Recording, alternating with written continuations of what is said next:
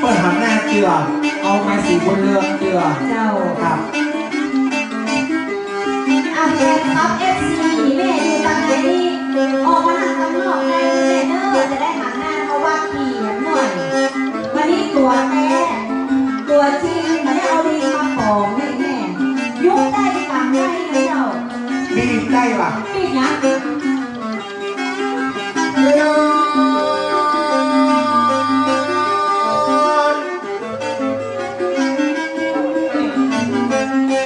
ไว้สารเทวบุญเทวดาพญาอินพญาพรหมพญาโยมหาราชตูนจำบุญตูนจำบาครุฑนั่งปะระไมไอสุวรรณลูกอาจารย์หลานที่เจ้ากันวะเนี่ยมันหลวงเว้ยไปก่อนเนาะน้องไว้10 นิ้วโยมือไว้สาพญาอินพญาพรหมพญาโยมหาราชตูนจำศีลจำบุญจำบาปจนตัดนั่งยางไม่ตายนักไว้ตึงเจ้าตั้งเจ้าตีเต้เต้าตั้งสี่ที่ได้หักสาการเมื่อเจ้าภาคเขาจะขึ้นเรือนใหม่หลังแอปเป็นครองให้มาขออย่าได้มาแวดล้อมบ่มีปวดหนาปวดรักไปแต่เจ้าละตื่นเช้าตั้งสี่เรียบร้อยยามเมื่ออาจารย์เอกจะขึ้นเรือนใหม่หลังงานต้องติดครอบให้มาขออย่าได้มาสูญ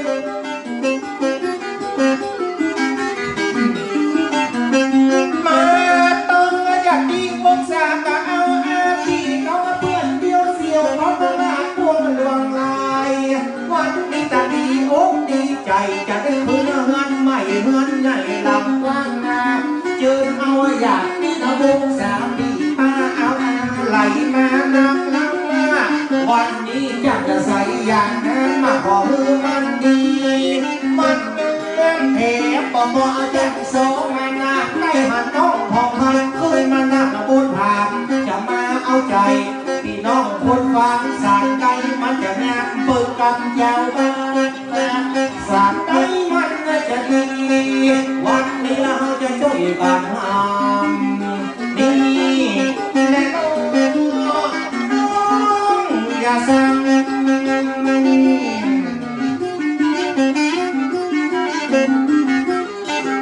ตีกู้กันชุดวันเด้อแม่เด้อ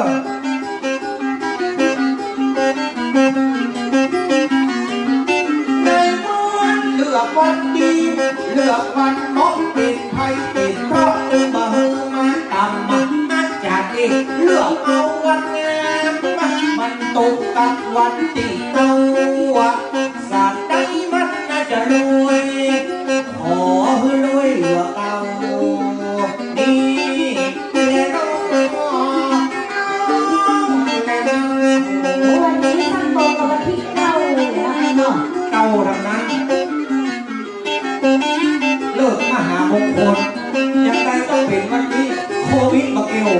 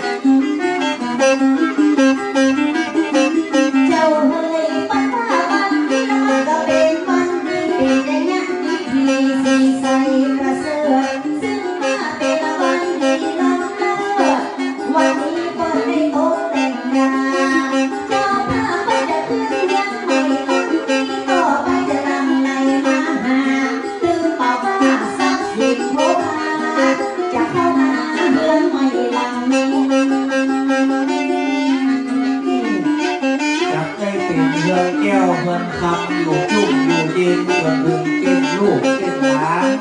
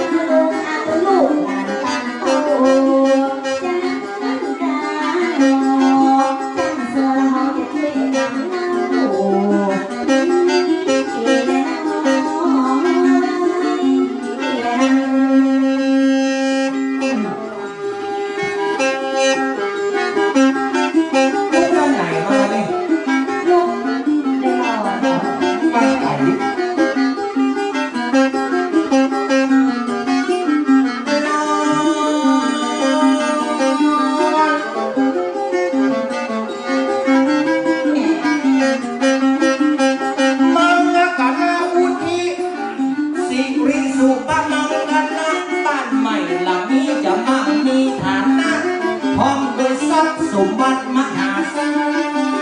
ล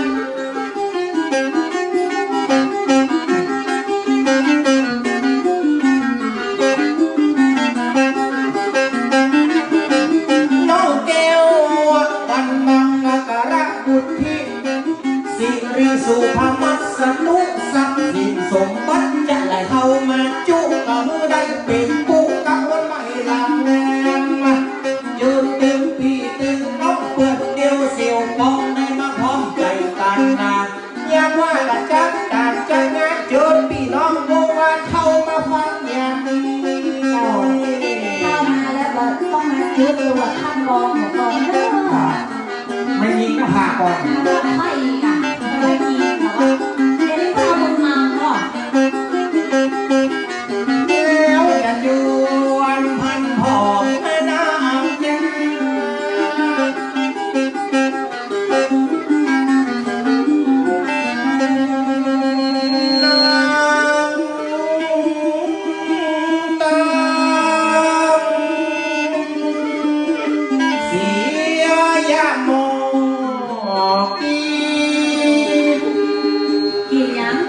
เขา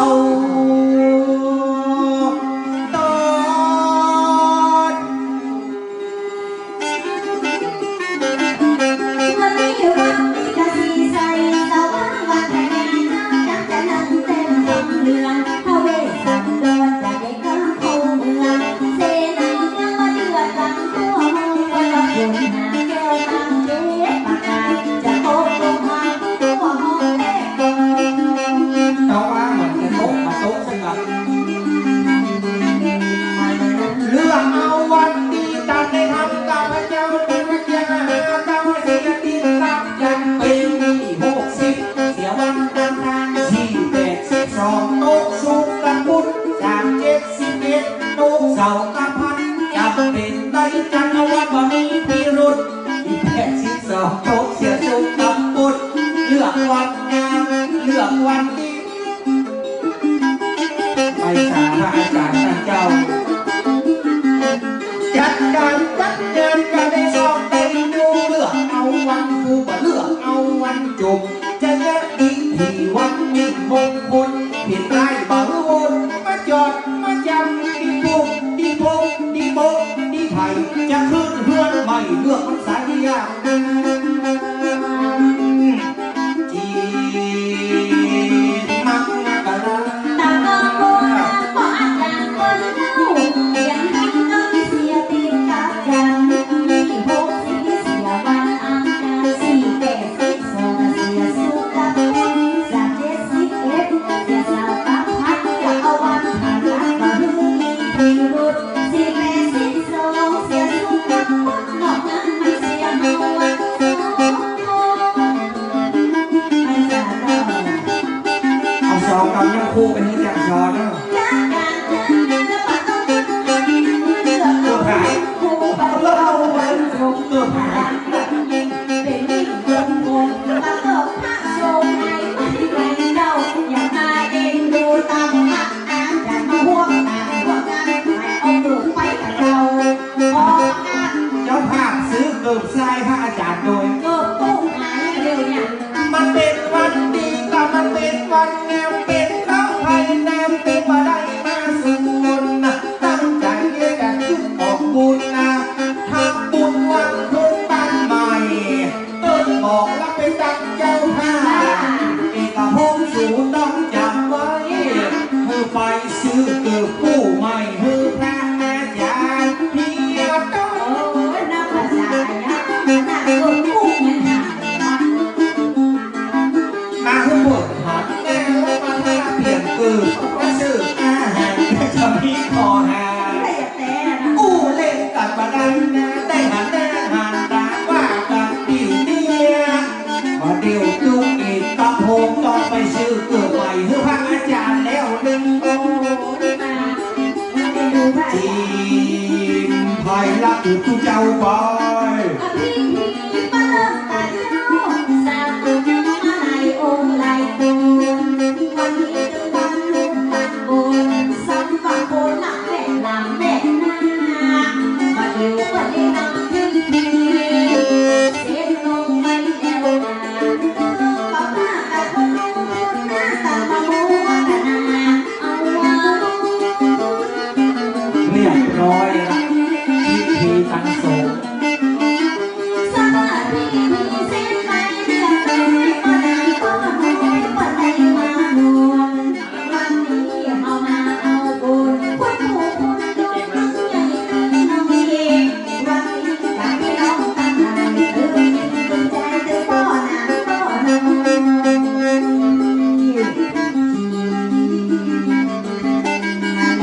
บ่มีกันบ่มีงานเดินบ่ได้มาบ่มีกินถูนะตึงบ่ได้มาหักยอดคุณหัวน้อยหลังใหญ่หลังแอบผู้มาอาจารย์ก็นานก็น้อยอยากที่วงสามเจียงใหม่เจียงไฮ้มาตัดเป็นสายย้ายตัดเป็นน้อยตึงคนใหญ่ตึงคนน้อยได้มาแสดงความดียินดี เดี๋ยววันนี้เขาจะงานแบบนี้เราก็ จำแน่ขวบยุคโควิดมันตึงมันอิดหัวอกหัวใจวันนี้ก็ตึงตึงใจมาพ่อหันกันเกิดแน่ตะโกนหันก้าเกียรตาตามลูกนะจ๊ะอย่ายิ้มว่าก็ยิ้ม มาเรียกนี่สมัยมาเรียกสมัยใหม่ พ่อยังไงก็เหมือนเดูโอ้โหยิ้มมันยิ้มกันเดียวนะ ยังใหม่ยังเป็นตั้งใจหน้าตาเข้าหากันยังเมื่อเขาจับกันจับงานที่น้องของมันข้าเจ้ามามีบอกรู้ว่าแต่เนี่ยยังไม่มันกว้างไปกันยังเป็นตีย้อนป้ากับโลกโควิดก็ตามก็เลยมีมันมีโตคนโอ้บิ๊กหลายอย่างแม่ เราต้องอาสนา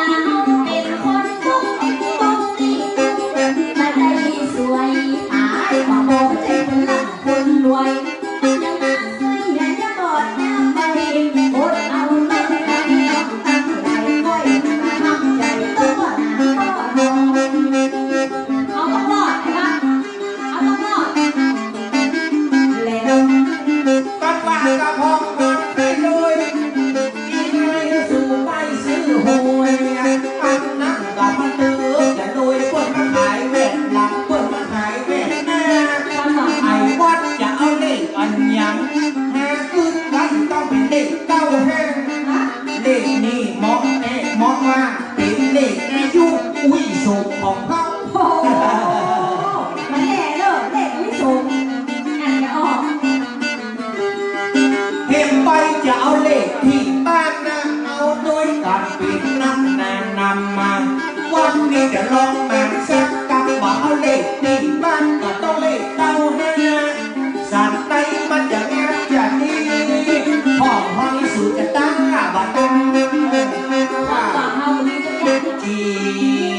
นคือความหวังของเฮา ความหวังของเฮาเจ้าบ่จะต้องรอดจากนี้มาดอกอยากเป็นนักบินพ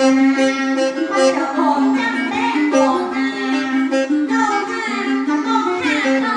ต้องปีนตัว วันนี้เราต้องบินจ้า มึงอย่าเอากูสิบหายหมดใครไปซื้อกำสิบใบเอาสักครั้งไหนมาแล้วเหลือ เอ๊ะมือมันต้องเกินไป10 ใบนะถูกแล้ว50 ใบแล้วมึงถูกเป็นเงินเท่าไหร่ล่ะอ่ะ แย่อีกเลย คนเฮาเนี่ยเราต้องคิดกันใหญ่ของอี้มันต้องลงทุน ถ้าสิบใบนี่เข้ามามั่นกะเงินกำเขาจะห้องท่านเขาวัดแล้วเนอะ ปวดหูคนเลี้ยงกะ นอแม่นออ่า เขาว่าเนี่ย แม่นอ อ่ะกูซ้อมห้องก่อนหน่อย สิบใบนี่นะก็จะมาห้องที่วัดศรีบุญเรือง ถ้าสมมุติว่าถูกหวย10 ใบ มึงอย่าเอาสตางค์เนี่ยมาหอมตุเฮาเข้าวัดนี่เนาะ ศรีบุญเรืองนี่กะบ้านกลางสถานศรีบุญเรืองหรอ เข้าวัดเนาะแล้ว ไม่ใส่ซองห้องเนี่ยซัก 500เนาะ พ่อมึงถูกหวยไปซิไปอย่ามาห้อง500มันจะมีหลายวัดอยู่โลก อ๋อ ขี่ไปกาด ไอ้ล้อคือเหงาก ดสวิตช์ไปเลยวิ่ง มันต้องเป็นรอไผ่อะไปเลยแม่ถ้าไปไหนก็ไปไม่ได้ แม่แต่ตอนนี้อุ้ยสูงไปไหนพอชักเช้าวันนะ โอ้จะได้เอาก่อนกัน ได้ครับ อุ้ยสูงกับแก๊สอุ่นใจเนาะเนาะ 95อายุอุ้ยสูงไปหนึ่งนะ6 ล้านอาจารย์ แก๊สวัด โอ้ตังอสมเจ้าหน้าที่เขาเมาโม้หรือกับเขาอ่ะ มันจะถือมือกันแหละ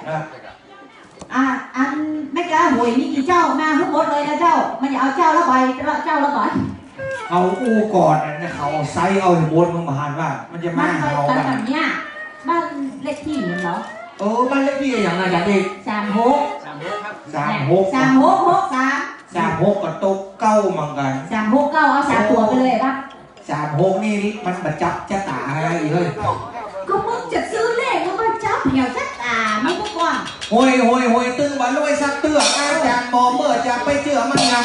เลขดีเลขเด่นเลขเก่งเลขดังผมรับความหันว่าผีจานมาเล่าผมรับความหันจ้าเข้าหูหนูห้องประธานว่าหูลูกจะมุกพี่เต่าลูกบ้านหูสีขวัญลูกให้พวกเขาไปซื้อสองเก้าไม่ยังเก้าสาม มันยุบไปที่ตีมันละกัน เอาห้องกับฟานว่าออก366จงแต่งกลวนมาส่งกับ633ซื้อเลขมาพี่เหลือได้อีกสักคำโต๊ะปั่นพี่คำปั่นบอกแล้วก็บอกคืนเฉลยมาเอาไปไม่ยุ่งไม่ดีว่าอย่างนี้แม่ก็โทไปมีแบบไปซอเห็นเกิดแล้วก็ลุกแบบหน้าถามซออ่ะ เปิดเอาแล้วตังมือลูก ลูกก็เอาแบบหนีขวานขึ้นมาลุก ๆเปิดคู่เอาใหม่จับปี เอาไหมช่างปีโอ้อาจารย์เก่งกำลังมาถึง สวัสดีครับอาจารย์เองครับ เพิ่งมาแล้ว วันหยุดพอดีเราเรียกมาได้สอนละอ่อนอาจารย์เองสอนละอ่อนอยู่โรงเรียนสันปัสสักนี่เลยจ้ะสันปัสสัก จากภาษาสารพัด สันปัสสายคนอ่ะกันนอนปีนก็ได้ใครบอกคำว่า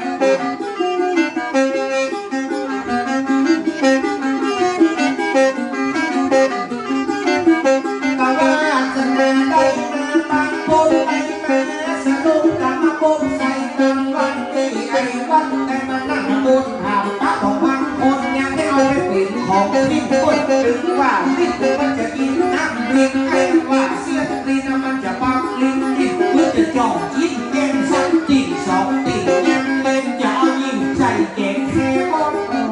ว่าอย่าหาสาวสิลูกต้องเปลี่ยนใจแล้ว ได้กลับมาฟังแล้วก็เป็นมาต้มใจมาสนุกเลยมาต้มใส่กันมันเป็นคุณเก่ามันเป็นคุณหลับตาใส่คุณแล้วจะลากเก็บเข้าห้องอย่าห่มทางพวกเอาตั้งแต่หัวจะรับยุบนมหลวงจะลูกจีและน้